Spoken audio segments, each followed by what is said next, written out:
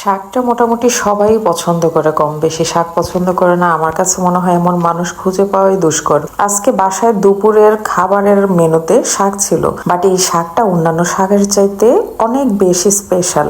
এটাকে আমাদের এরিয়াতে ঘেটকলের শাক বলে থাকি আমরা। কোন এরিয়াতে কি নাম বলেন তা তো জানি না, বাট কমেন্টে যদি কেউ বলে যান তাহলে হয়তো জানা হবে। যাই হোক, এটা বাড়ির আনাচে কানাচে এমনিতেই পাওয়া যায়, বাট আজকের এই শাকটা বাড়ির আনাচে কানাচে থেকে ওঠানো হয়নি, এটা আব্বু বাজার থেকে কিনে এনেছে।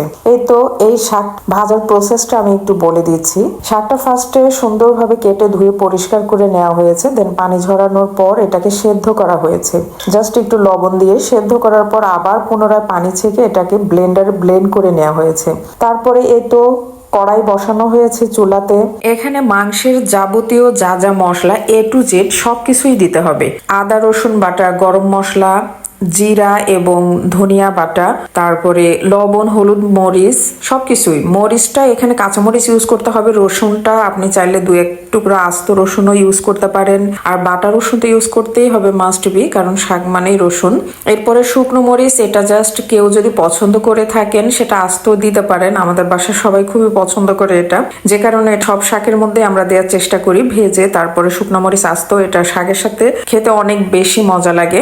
আর গাছের লেবু তো আছেই সাথে। মানে আজকের দুপুরের খাবারটা এই কারণে, শুধুমাত্র এই শাকের কারণে অনেক বেশি স্পেশাল লেগেছে আমার কাছে। এই তো এটা ফাইনালি লুকটাও দেখেন, দেখতে কত সুন্দর দেখাচ্ছে। এবং যারা খাননি, ট্রাস্ট মি, এই শাকটা একবার বাসায় ট্রাই করে দেখবেন।